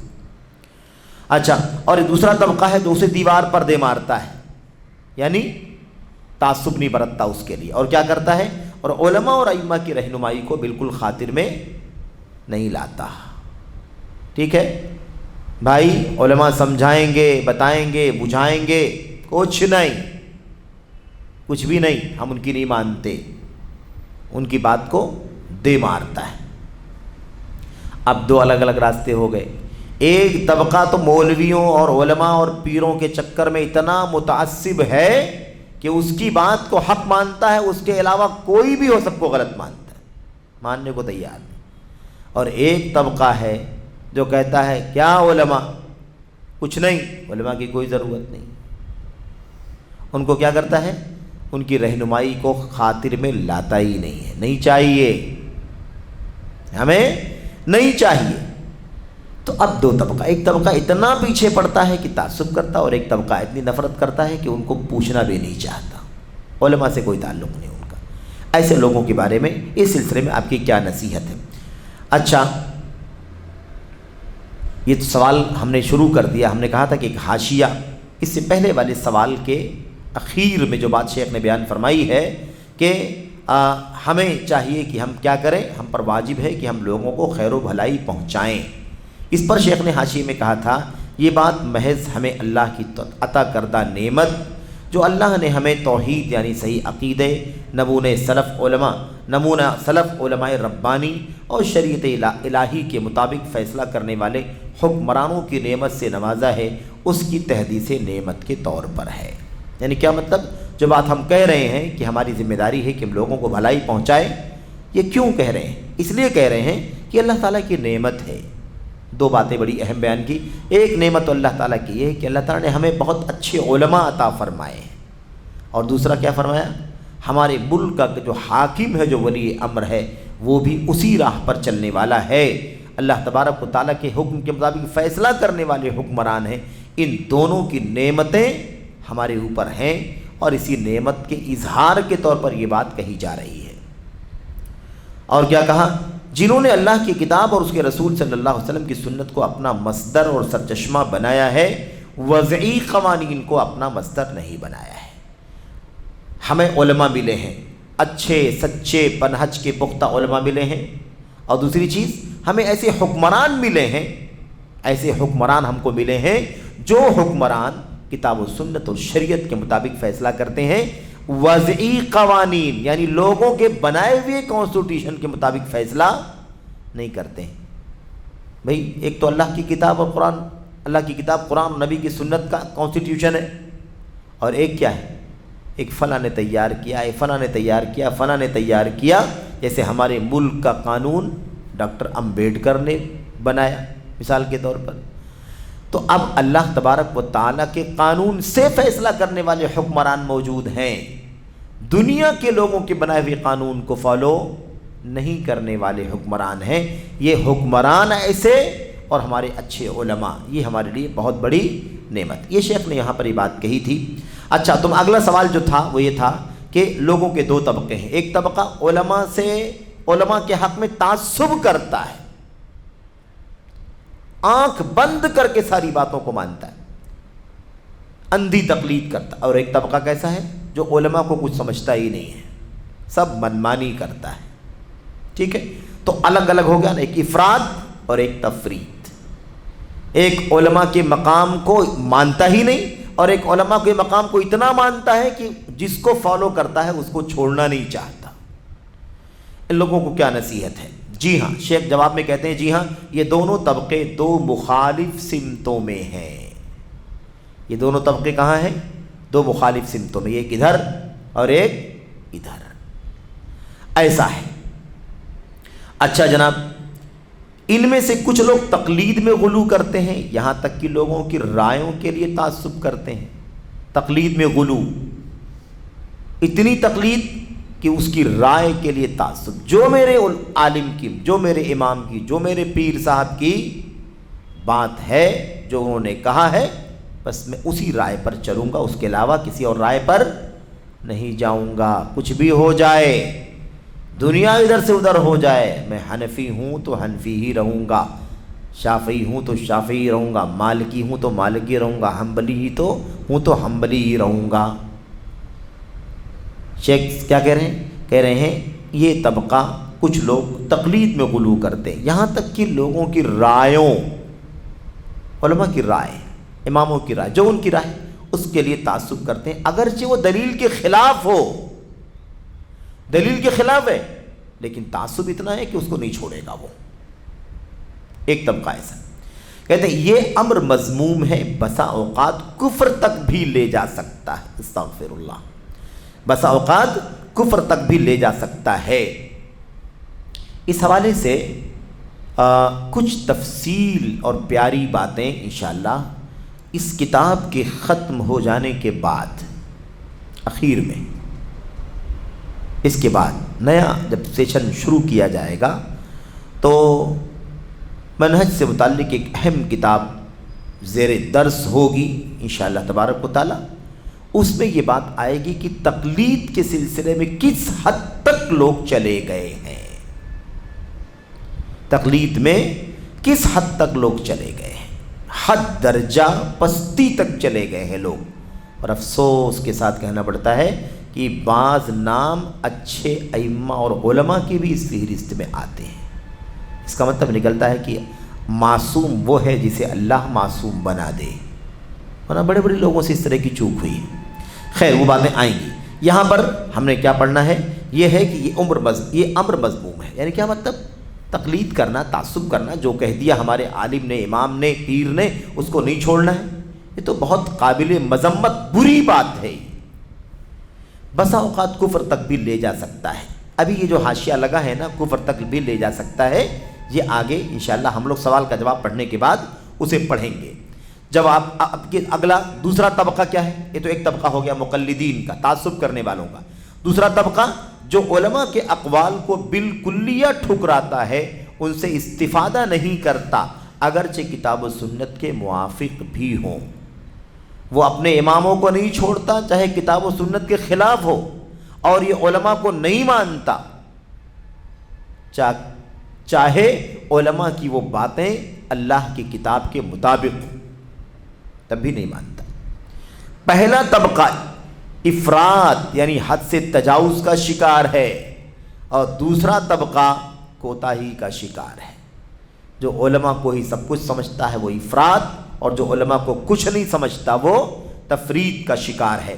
علماء کے اقوال و فرمودات میں بڑا خیر ہے، بھئی ہم پڑھنے کے لیے، سمجھنے کے لیے علماء کی باتیں پڑھتے ہیں کہ نہیں پڑھتے، ہمارے علماء بتاتے ہیں اس کا معنی کیا ہے، تو علماء کی باتیں پڑھنے میں بہت خیر ہے۔ شیخ کہتے ہیں علماء کے اقوال و فرمودات میں بڑا خیر ہے، بالخصوص فقہ سلف یعنی صحابہ، تابعین، ائمہ اربعہ اور دیگر فقہا کی فقہ میں جنہیں امت کی جانب سے تفقہ فی الدین کی شہادت حاصل ہے، ان کے اقوال و فرمودات سے فائدہ اٹھایا جائے گا، ان کے اقوال و فرمودات سے فائدہ اٹھایا جائے گا، لیکن تسلیم شدہ مسئلے کے طور پر نہیں لیا جائے گا۔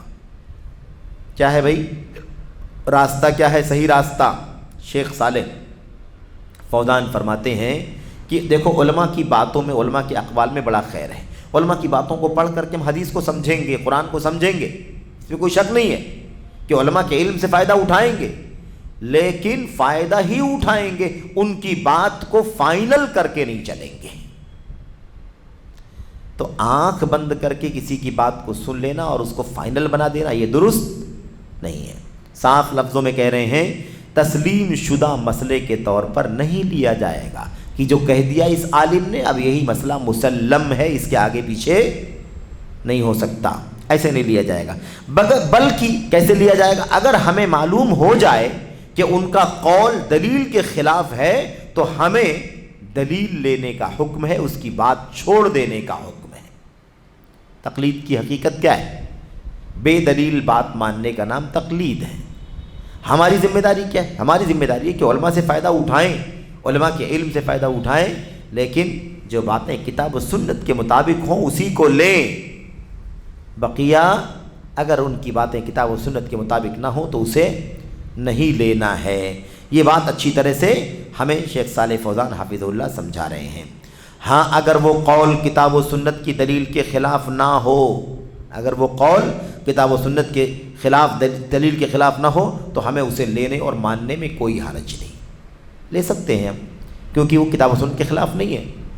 لیکن بطور تعصب نہیں، بطور تعصب نہیں، تعصب کے طور پر نہیں اس کو فالو کرنا ہے، بلکہ فہم سلف سے فائدہ اٹھانے اور اس سے روشنی حاصل کرنے کے اعتبار سے، فہم سلف سے فائدہ اٹھانا اور ان سے روشنی لینے کے حاصل کرنے کے اعتبار سے، کیونکہ یہ کتاب اللہ اور سنت رسول صلی اللہ علیہ وسلم کے معانی کی معرفت کا ایک راستہ ہے کہ نہیں؟ علماء کی باتوں کو پڑھ کر کے ہمیں کیا ہوتا ہے؟ ہمیں سمجھنے میں مدد ملتی ہے، کتاب و سنت کو سمجھنے میں آسانی ہوتی ہے۔ تو یہ الگ چیز ہے نا، یہ الگ چیز ہے کہ ہم اہل علم کے علم سے فائدہ اٹھائیں گے، لیکن ان کے لیے تعصب نہیں کریں گے، آنکھ بند کر کے فالو نہیں کریں گے۔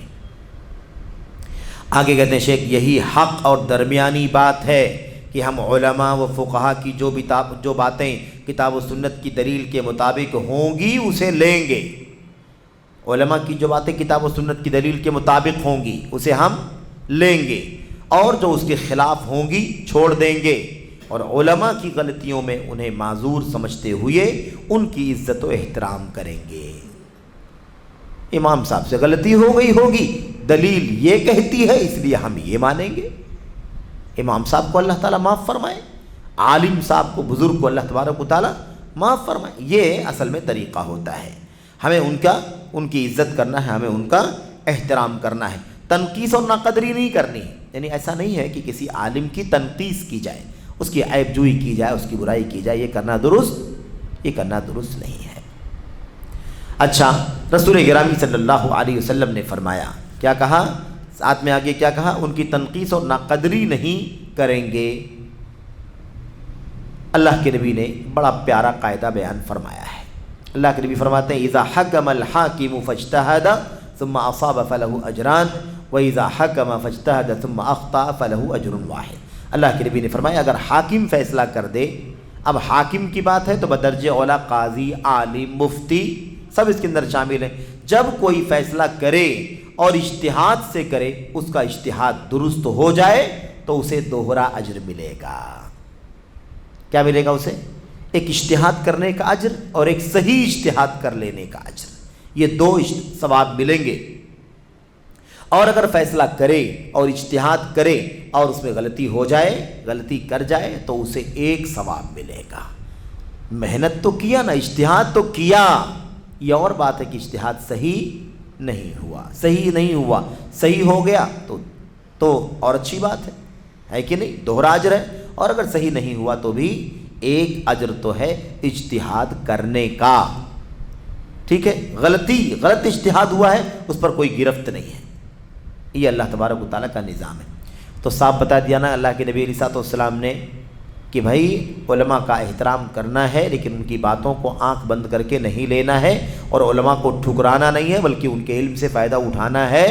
اور خاص بات یہ حدیث بیان کر کے کیا ثابت کرنا چاہتے ہیں؟ ہم یہ کہہ دیں گے کہ یہ مجتہد ہیں، اس مسئلے میں ان سے چوک ہو گئی، بس سمجھ رہے ہیں نا؟ کیونکہ اللہ کے نبی نے فرمایا کہ ایک اجر ملے گا نا، اگر غلطی بھی ہوئی تو ایک اجر ملے گا، اجتہاد میں غلطی ہوئی تو بھی ایک اجر ملے گا، اور اجتہاد میں غلطی نہیں ہوئی، اجتہاد صحیح ہوا ہے تو دوہرا اجر ملے گا۔ اور جن کے یہاں اجتہاد کی شرطیں موجود ہوں، ان کی غلطی معاف ہے۔ جن کے یہاں اجتہاد کی شرطیں موجود، ان کی غلطی معاف ہے۔ کیونکہ کس کی بات ہو رہی ہے؟ ایسا نہیں کہ ہر طالب علم، ہر بچہ، ہر نوجوان، ہر مولوی کھڑا ہو جائے ہماری طرح، ہے نا، کھڑا ہو جائے اور وہ بھی اجتہاد کرنا شروع کر دے اور کہے کہ اگر میرا اجتہاد صحیح ہوگا تو 2 اجر ملے گا، میرا اجتہاد غلط ہوگا تو 1 اجر ملے گا۔ آج گلی گلی میں مفتی گھوم رہے ہیں، صبح شام مفتی، چین نہیں آتا کتنے ہمارے بھائیوں کو کہ کم سے کم کسی مسئلے میں توقف تو کر لیں، دیکھ لیں کہ ہمارے بڑوں نے کیا کہا ہے، ہمارے کبار علماء نے، چوٹی کے علماء نے کیا کہا ہے، کیا موقف ہے، کیا اسٹینڈ ہے۔ نہیں، چین نہیں آتا، جلدی سے جلدی وائرل کر دو، جلدی سے جلدی لکھ دو، جلدی سے جلدی بول دو، جلدی سے جلدی ویڈیو فوٹو بنا کر کے ڈال دو، یہ حالت ہے۔ کتنی افسوس کی بات ہے کہ توقف نہیں ہے کہ کم سے کم اپنے علماء کا صحیح موقف اور صحیح منہج کیا ہے، اسے سمجھ لیں پھر اس کے بعد بات کریں۔ تو ہر عالم کو میرے بھائی، ہر عالم کو بھی اجتہاد نہیں کرنا ہے، چاہے جائے کہ ہر عام آدمی اجتہاد کرے، بالکل نہیں۔ جن کے یہاں اجتہاد کی شرطیں موجود ہیں، یعنی جو اس مقام پر پہنچ چکے ہیں کہ وہ اجتہاد کریں، اجتہاد کر سکتے ہیں، ان کے لیے بات ہو رہی ہے کہ اجتہاد کریں گے، صحیح اجتہاد ہوگا تو 2 ثواب ملے گا، اجتہاد کریں گے اور غلط اجتہاد ہوگا تو بھی 1 اجر ملے گا اور غلطی معاف۔ غلطی کیا ہوگی؟ مجتہد کی غلطی معاف ہوگی۔ لیکن واضح رہے کہ جاہل، یہ سن لیجئے، لیکن واضح رہے کہ جاہل یا مبتدی طالب علم، یعنی چھوٹا نیا بھی ابتدائی مراحل میں ہے، ابتدائی شروع کے مرحلے میں ہے، تو جاہل یا مبتدی طالب علم کو اجتہاد کا حق نہیں ہے۔ مبتدی یعنی اسٹارٹ میں علم حاصل کرنے والا یا جاہل، ایسے شخص کو اجتہاد کا حق نہیں ہے، یہ اجتہاد نہیں کر سکتے، اس لیے اس کے لیے اجتہاد جائز نہیں ہے۔ ایسے لوگوں کے لیے اجتہاد جائز نہیں ہے، وہ اجتہاد کرنے کے سبب گنہگار ہوگا، خواہ اس کا اجتہاد صحیح ہو یا غلط ہو۔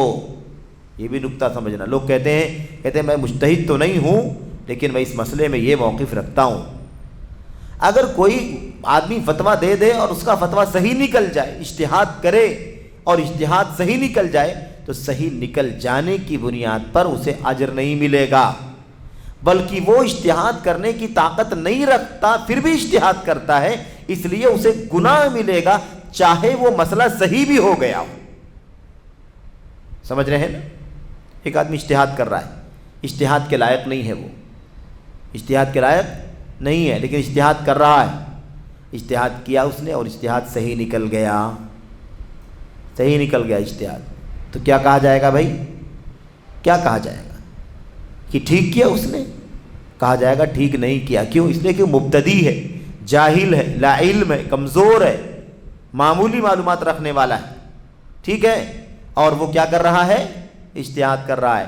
اب چاہے اس کا اجتہاد صحیح بھی نکل گیا ہو تو بھی اسے گنہگار مانا جائے گا، کیونکہ اسے اجتہاد کرنے کا حق نہیں ملتا، حق نہیں حاصل ہے اسے، اس لیے گنہگار ہوگا۔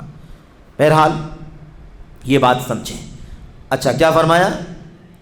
اس لیے کیوں آخر گنہگار ہوگا وہ آدمی؟ چاہے اجتہاد صحیح ہو جائے تو بھی گنہگار ہوگا، کیونکہ اس نے ایسا کام کیا ہے جو اس کے لیے جائز ہی نہیں۔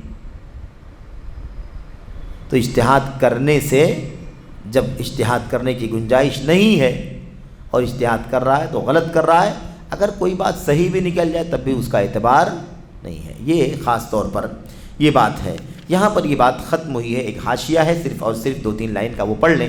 شیخ الاسلام ابن تیمیہ رحمۃ اللہ علیہ کا ایک حاشیہ یہاں پر ہے۔ یہ بات کہاں کہی گئی ہے یاد رکھیں، کیا کہا تھا شیخ صالح فوزان نے کہ یہ امر مذموم ہے۔ کون سا اجر مذموم ہے؟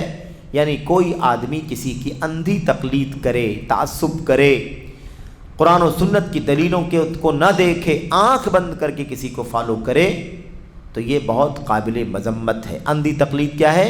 قابل مذمت ہے، بسا اوقات کفر تک بھی لے جا سکتا ہے۔ اس پر شیخ جمال نے ابن تیمیہ رحمۃ اللہ علیہ کا وہ قول یہاں پر نقل کیا ہے جو وہ بیان فرماتے ہیں۔ کہتے ہیں ابن تیمیہ رحمۃ اللہ علیہ، جو نبی کریم صلی اللہ علیہ وسلم کے علاوہ، غور سے سننا اس بات کو، صرف پڑھ لینا کافی ہے، جو شخص نبی کریم صلی اللہ علیہ وسلم کے علاوہ کسی ایک متعین شخص کے لیے تعصب کرے، جیسے کوئی امام مالک یا شافعی یا احمد بن حنبل یا ابو حنیفہ رحمہم اللہ کے لیے تعصب کرے، اور اس کا خیال ہو کہ اس معین امام کی بات ہی درست ہے، اس کا خیال کیا ہو کہ اس معین امام کی بات ہی درست ہے، جس کی پیروی ہونی چاہیے، اس کے سوا دوسروں کی بات نہیں، اس کے سوا دوسرے امام کی بات نہیں۔ کیا ہے اس کا معنی؟ اس کا معنی یہ ہے میرے بھائیوں، کوئی آدمی تعصب کرے، امام مالک، ابو حنیفہ، شافعی، احمد بن حنبل چاروں امام ہیں نا، کوئی آدمی تعصب کرے اور اس کا خیال ہو کہ ان 4 لوگوں میں سے میرا والا جو امام ہے، ابو حنیفہ یا مالک یا شافعی، احمد، میرا جو امام جس کو میں فالو کرتا ہوں، جو اس کا قول ہے، جو اس کی بات ہے وہی صحیح ہے، بس بقیہ تینوں کی بات غلط ہے۔ ابو حنیفہ رحمۃ اللہ علیہ کو ماننے والا ایسا کہے، امام شافعی کو ماننے والا کہے کہ میرے امام کی بات صحیح ہے، بقیہ تینوں کی باتیں غلط ہے نا۔ مالک کو ماننے والا مالکی کہے کہ ہمارے امام مالک رحمۃ اللہ علیہ کی بات صحیح ہے، بقیہ لوگوں کی بات غلط ہے۔ یا ایسے ہی احمد بن حنبل رحمۃ اللہ علیہ کی تقلید کرنے والے کیا کہیں کہ کسی کی بات صحیح نہیں ہے، میرے امام احمد بن حنبل رحمۃ اللہ علیہ کی بات صحیح۔ ایسا کوئی تعصب کرے ہے نا اور کہے کہ بھائی اسی کی پیروی ہونی ہے، وہی حق ہے، تو کیا کہتے ہیں دوسرے امام کی نہیں ہو سکتی۔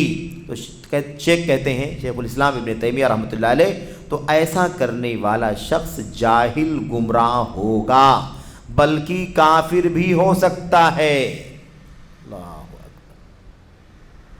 ایسا شخص جاہل ہے، گمراہ ہے، ایسا شخص جاہل گمراہ ہوگا بلکہ کافر بھی ہو سکتا ہے۔ کافر کیسے ہو سکتا ہے؟ شیخ سمجھا رہے ہیں، یعنی کیونکہ جب اس کا یہ عقیدہ ہو کہ لوگوں پر ان کے ائمہ میں سے کسی کو چھوڑ کر ایک ہی متعین امام کی تقلید واجب ہے۔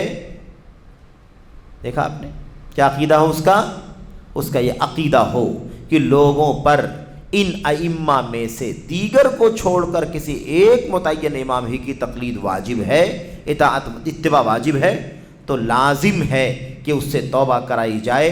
اگر توبہ کر لے تو ٹھیک، ورنہ اسے قتل کر دیا جائے۔ لوگ آسان سمجھتے ہیں تقلید کے معاملے کو، کیا سمجھتے ہیں؟ آسان، کوئی مسئلہ نہیں، ایسا سمجھتے ہیں لوگ۔ میرے بھائیوں، شیخ الاسلام فرماتے ہیں رحمۃ اللہ علیہ اس نقطے کو کہ اگر ایک آدمی سمجھتا ہے کہ ان اماموں میں سے سب کے اپنے اقوال ہیں، لیکن ان اماموں میں سے سب کے اپنی پیروکار ہیں، لیکن ان چاروں اماموں میں سے میرا امام جسے میں فالو کرتا ہوں، جس کی پیروی کرتا ہوں، وہی قابل اتباع ہے، اسی کی اتباع واجب ہے، اگر یہ عقیدہ رکھتا ہے تو ایسی صورت میں اس شخص سے توبہ کرائی جائے گی۔ تم نے اپنے امام کو اتباع کے قابل بنایا، اسی کی اتباع کی جائے گی، کسی اور کی اتباع نہیں کی جائے گی۔ ایسا تم نے کہا نا، ایسا کہنا کفریہ بات ہے، کیونکہ ہم نے قرآن میں کیا پڑھا ہے؟ مطلق طور پر اتباع کیے جانے کے قابل صرف محمد الرسول اللہ صلی اللہ علیہ وسلم کی ذات ہے۔ تو آپ نے یہ عقیدہ اللہ کے نبی کے بارے میں جو عقیدہ ہے، اس عقیدے کو چھوڑ کر کے آپ نے کیا بیان کر دیا؟ یہ معاملہ بہت اچھی طرح سمجھنے کی ضرورت ہے۔ اس میں اکثر و بیشتر کیا ہوتا ہے؟ خلط ملط ہوتا ہے، آدمی پکڑ کے بیٹھتا ہے، کہتا ہے بھائی میرے امام کی بات صحیح ہے، بس کسی امام کی بات صحیح نہیں ہے، اور اسی کی ماننا ضروری ہے، اسی کی اتباع کرنا ضروری ہے۔ تو ایسا کرنے میں خطرہ کیا معلوم آپ کو؟ اس کا مطلب اللہ کے نبی علیہ السلام جو مطلق اتباع کے قابل ہیں، اب آپ کے علاوہ اس نے اپنے امام کو قابل اتباع بنا لیا، اور یہ عقیدہ کفریہ ہے۔ یہ عقیدہ کیا ہے؟ کفریہ ہے۔ شیخ الاسلام فرماتے ہیں ایسے شخص کی توبہ کرائی جائے گی، اگر توبہ کر لے تو ٹھیک، ورنہ اس کو قتل کر دیا جائے گا۔ اسلامی نظام ہو تو یہ حکم اس پر نافذ ہو جائے گا۔ بہرحال تو یہ باتیں شیخ الاسلام رحمۃ اللہ علیہ کی مجموعہ فتاویٰ کے اندر ہیں، جلد نمبر 22 صفحہ نمبر 248 اور 49 میں یہ باتیں موجود ہیں، اور شیخ نے اور بھی تفصیلات کی ہیں، اتنی باتیں اور آگے بھی ہیں۔ آپ نے مثال دی ہے، مثال کے طور پر روافظ کی مثال دی ہے، روافظ کی مثال جو شیعہ جن کو ہم کہتے ہیں، دوسرا نواصب ہے، آل بیت رسول سے دشمنی رکھنے والے لوگ، ان کی مثال بھی پیش کی۔ کوئی بھی ہو دنیا کا، کسی کو بھی نبی کے مقابلے میں مطلق اطاعت اور اتباع کے قابل بنا کر کے کھڑا کرنا واقعی کفری عقیدہ ہے، اس لیے کہ اطیعوا اللہ و اطیعوا الرسول کہا گیا۔ اللہ کی اطاعت اور رسول کی اطاعت، اللہ کے رسول کو میرے بھائیوں ہٹا کر کے یا اللہ کے رسول کے مقابلے میں کسی امتی کو کہا جائے کہ ان کی ساری باتوں کو مانا جائے گا، تو یہ کفریہ عقیدہ ہے۔ اور اس بارے میں تفصیلات جیسا کہ ہم نے عرض کیا، علمی و دعوتی خیانت کے ضمن میں یہ باتیں انشاءاللہ مستقبل میں آئیں گی۔ اللہ سے دعا کرتے ہیں کہ اللہ تبارک و تعالی ہمیں اور آپ کو جدید مناہج کے ان مسائل کو کما حقہ پڑھنے اور سمجھنے کی توفیق عطا فرمائے، آمین یا رب العالمین۔ وصلی اللہ وسلم وبارک علی نبینا محمد وعلی آلہ وصحبہ اجمعین۔ والسلام علیکم ورحمۃ اللہ وبرکاتہ۔